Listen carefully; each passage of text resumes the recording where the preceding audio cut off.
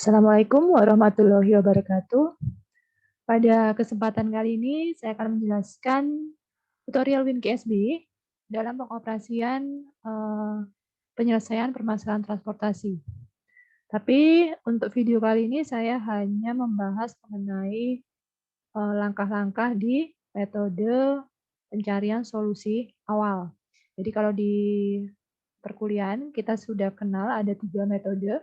Yang pertama adalah sudut barat laut, yang kedua adalah CIJ terkecil, kemudian yang ketiga adalah Vogel. Nah, ini akan kita pelajari hari ini. Oke, kita ke WinKSB ya. Jadi ke WinKSB di sini, kalau transportation di sini berarti akan masuk di network modeling.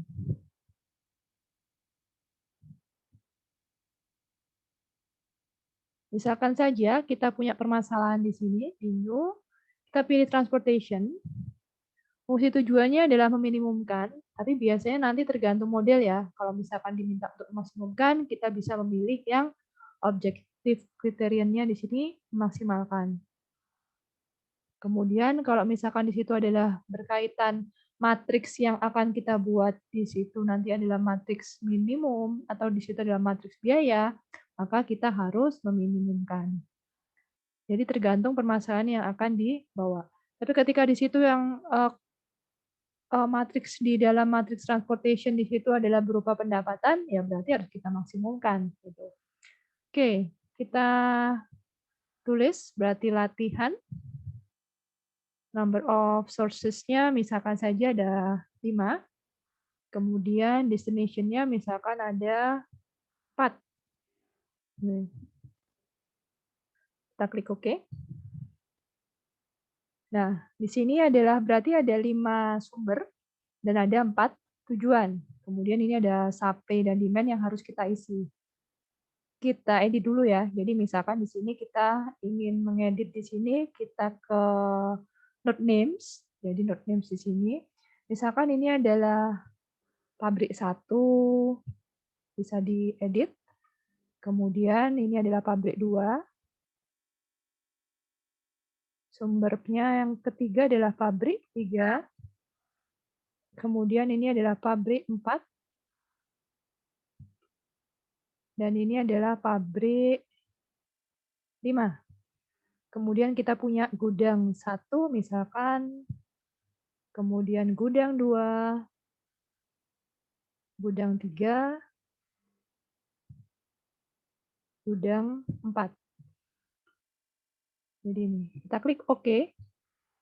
Nah, maka di sini akan berubah. Di sini sudah gudang 1 sampai gudang 4, kemudian pabrik 1 sampai pabrik 5. Oke, saya besarkan dulu ke format.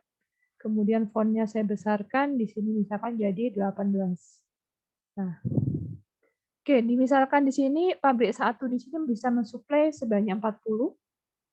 Kemudian pabrik 2-nya 20 unit.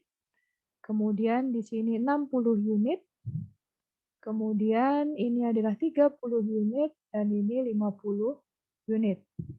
Kemudian gudang 2 di sini misalkan demand-nya 50. Ini 50, 70, 30.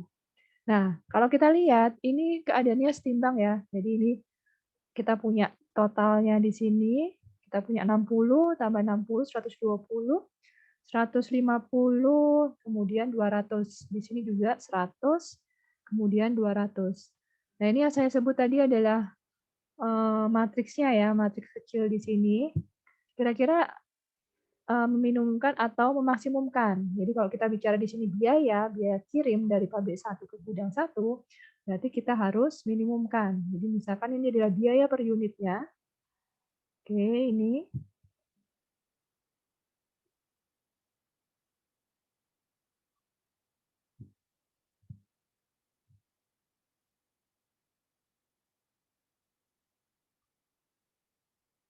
Ini adalah biaya per unit. Nih. Kalau misalkan ternyata kita sudah tadi memilih ini adalah minimumkan, tapi ternyata ini adalah berupa pendapatan. Bisa kita ke format di sini, bukan di format ya, ke edit di sini, objective function criterion-nya di sini bisa diganti. Jadi posisi sekarang itu adalah meminimumkan. Apakah ingin mengganti ke maksimum? Ketika iya, di sini kita klik yes. Nah, ini nanti kita sudah mengerjakan memaksimalkan. Oke, tapi saya ke meminimumkan saja. Jadi di sini kita pilih yang minimum. Oke, ini adalah bentuk matriks formnya. Oke, setelah ini adalah inputan kita ya. Jadi ini adalah model transportasi kita, inputan kita di dalam WinQSB. Kita ke soft analyze untuk menyelesaikan. Nah, di transportasi kita harus memilih dulu. Kira-kira metode apa yang akan kita gunakan untuk mendapatkan solusi awalnya. Kita ke select di sini, select initial solution method. Jadi select initial solution method di sini. Nah, di sini benernya ada beberapa ya, lebih dari 3 yang bisa digunakan, tapi yang kita pelajari di teorinya adalah yang pertama adalah sudut barat laut, berarti ini northwest corner method. Kemudian yang kedua adalah CIJ terkecil, berarti adalah matriks minimum ini. Kemudian yang ketiga adalah Vogel. Jadi ada 3 di sini yang akan kita pelajari. Oke, kita ke sudut barat laut dulu. Northwest corner method. Jadi di sini tujuannya adalah metode untuk mencari solusi awalnya adalah sudut barat laut. Kita klik OK. Nah, apa yang terjadi? Ya memang tidak ada, karena kita hanya memilih, belum memproses. Jadi kita hanya memilih tadi soft analyze, select initial solution method, kemudian di sini adalah northwest corner method. Kita klik OK. Kemudian soft analyze, kita ke tabel. Solve and display step dengan menggunakan tabel di sini. Oke. Nah, ini iterasi 1 ini adalah disebut sebagai solusi awal dari permasalahan tadi dengan menggunakan sudut barat laut. Nah, kalau kita lihat sudah kelihatan ya. Jadi yang kotak isi pertama di sini pasti adalah yang berada di pojok kiri atas karena mulainya dari barat laut dulu. Jadi kita punya supply di sini 40, kemudian di sini demand-nya 50, berarti kita punya di sini diinputkan sebanyak 40. Berarti ini sudah jenuh. Makanya di sini sudah tidak ada isian lagi. Makanya di sini kosong karena tidak mungkin dialokasikan karena sudah jenuh. Nah, di sini masih ada sisa 10. Ketika di sini sudah jenuh, berarti kita akan bergerak turun ke bawah di sini. Ini. Jadi kita punya di demand-nya di sini sudah 10, yang di sini 20, berarti kita alokasikan di sini sebesar 10. Gitu. Berarti yang di sini sudah jenuh, jadi tidak mungkin akan ada yang dialokasikan. Kemudian kita geser ke kanan, kita punya 50 di sini sudah berkurang jadi 10, berarti di sini menjadi 10. Oke, ketika menjelaskan gini, diingat lagi ya teori yang sudah kami jelaskan, saya dan Pak Heri jelaskan. Jadi ini memang berkaitan dengan pengerjaan secara manualnya, jadi sama di sini. Oke, kalau ketika di sini sudah 10, berarti sebelah sini jenuh, berarti geser gerak ke bawah. Di sini kita punya 50, di sini 40 ya, karena sudah dikurangi 10. Di sini kita sudah punya 40, kemudian di sini 60, berarti di sini akan diinputkan sebanyak 40. Kemudian berarti ini jenuh, berarti geser ke kanan. Di sini ada 60, di sini ada 70, berarti di sini ada 20 karena sudah dikurangkan, kemudian di sini ada 70, berarti di sini yang kita inputkan adalah 20. Kemudian di sini berarti sudah jenuh, berarti geser ke bawah. Di sini ada 30, di sini ada 50 tadi.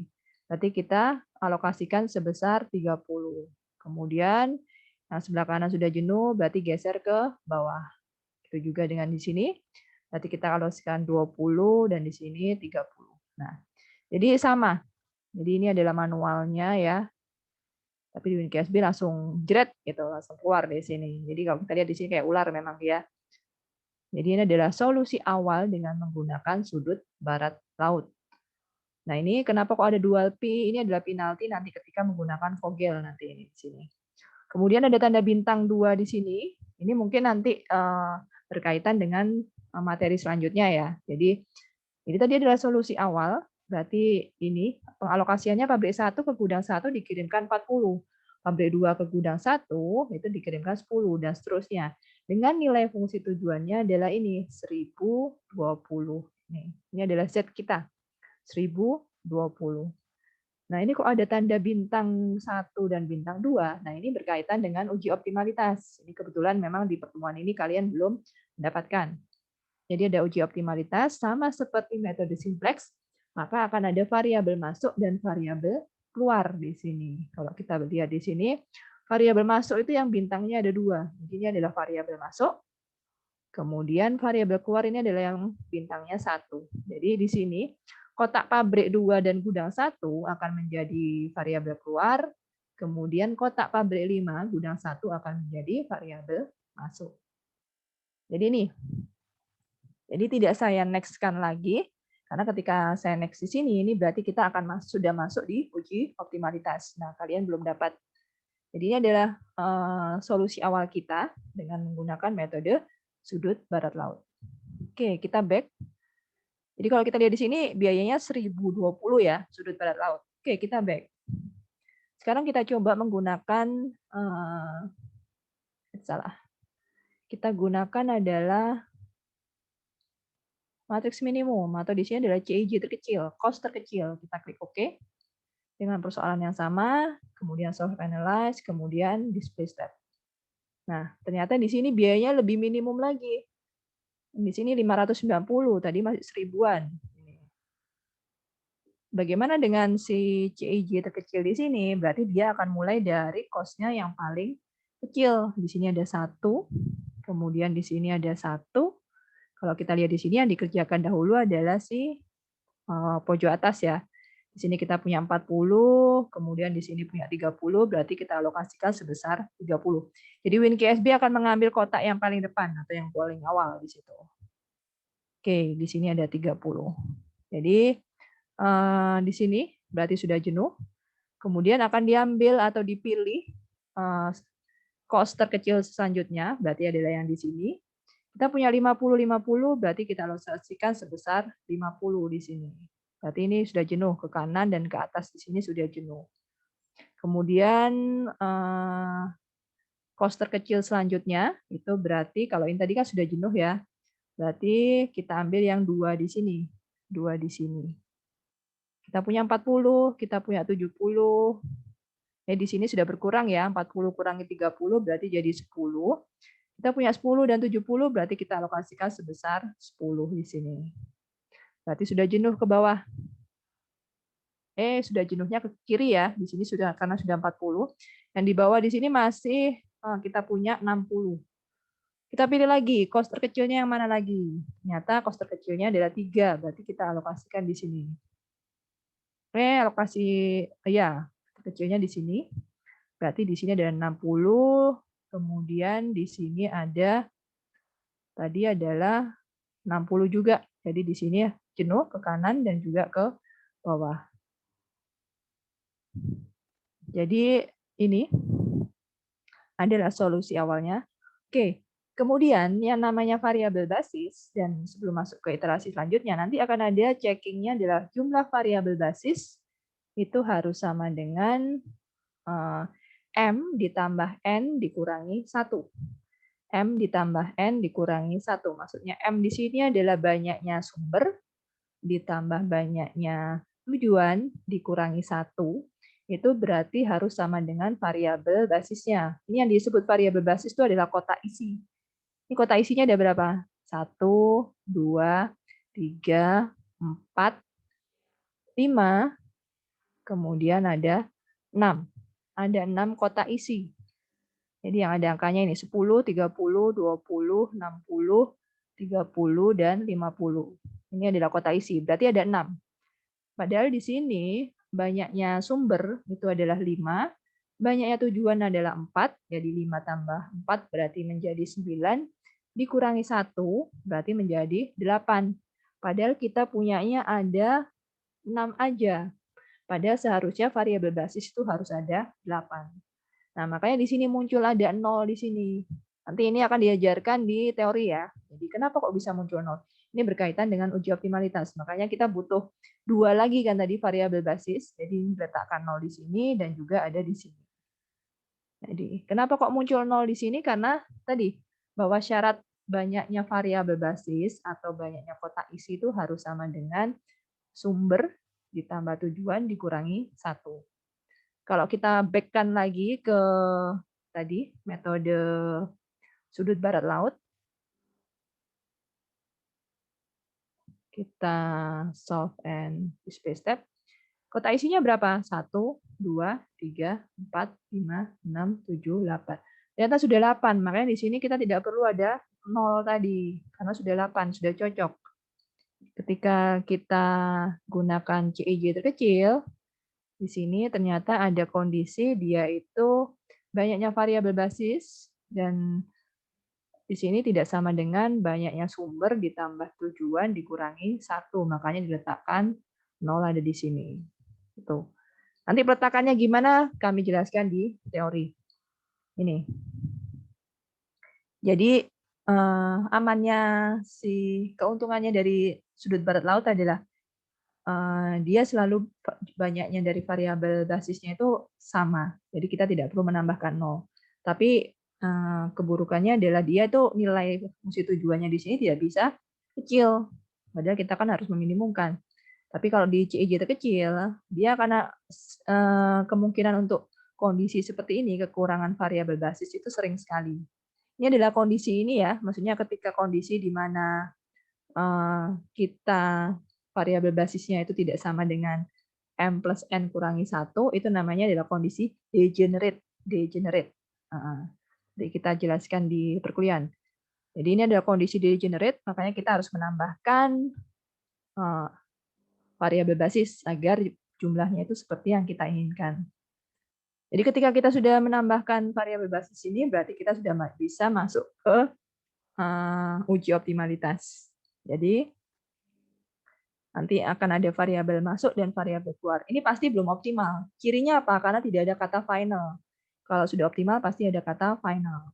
Ini belum optimal, makanya ada variabel keluar dan ada variabel masuk. Itu. Oke, ini ketika kita bicara CEJ kecil. Sekarang ke Vogel.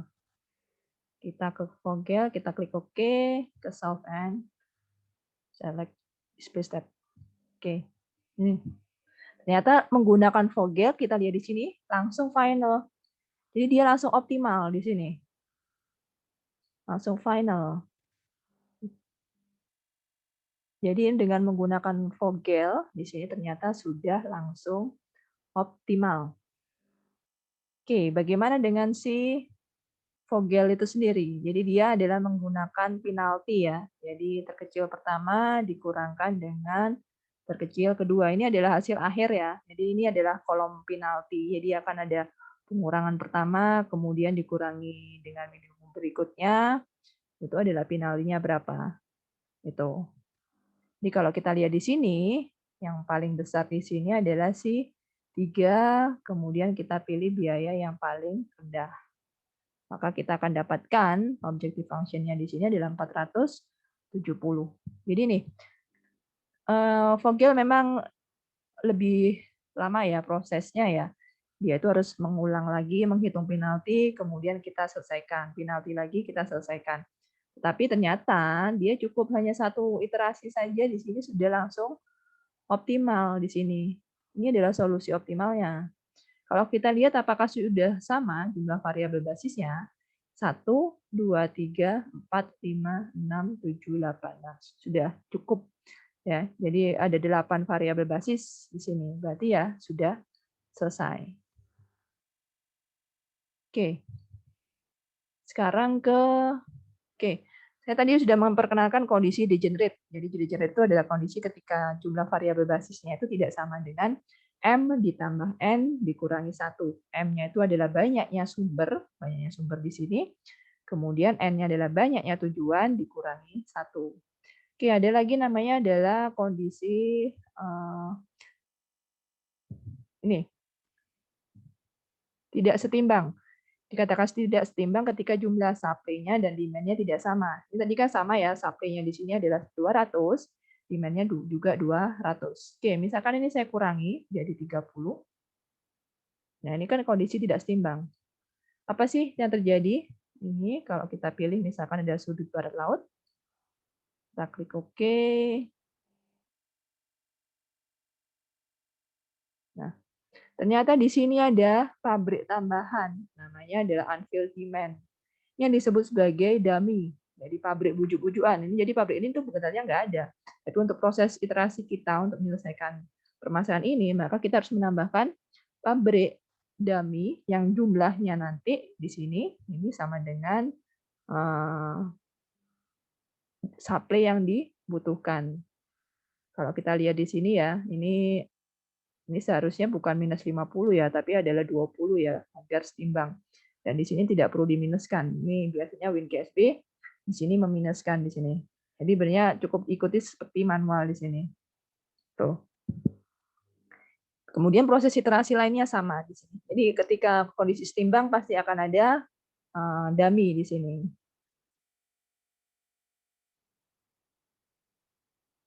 Kemudian kondisi yang ketiga adalah misalkan ada jalur rusak.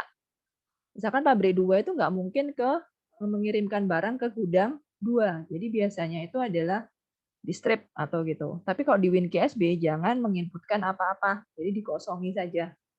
Ini berarti tandanya adalah pabrik 2 tidak mungkin mengirimkan ke gudang 2. Kok bisa nggak mungkin mengirimkan? Ya mungkin saja di situ jalannya tidak ada. Jalannya tidak ada, otomatis di sini cost-nya ya kosong atau big M nanti di sini. Nanti ini benernya dia akan menjadi big M kalau di manualnya ya. Jadi tapi kalau di WinKSB kita cukup mengosongi saja. Tujuannya adalah kenapa kok dipilih big M agar tidak dipilih nanti ini. Kotak di sini tidak akan dipilih. Tapi kalau di WinKSB cukup dikosongi aja. Misalkan ada 2 jalur rusak di sini di sini. Tinggal dikosongi, kemudian kita proses iterasi. Oke, misal tetap di northwest corner, kemudian kita klik atau kita ganti, misalkan ke matriks minimum. Kita klik OK, kita ke display step. Ini adalah solusi awal. Nah, dia akan memberikan nilainya di sini adalah sebesar big M untuk jalur rusak itu. Tapi proses iterasinya sama. Oke. Jadi kalau kita lihat di sini juga ini belum optimal ya, karena belum ada kalimat atau kata final di sini. Kalau kita lanjutkan, nanti untuk proses selanjutnya akan saya buat videonya lagi. Ini, nah ini berikutnya. Nah ini baru sudah final, ini berarti sudah optimal seperti itu.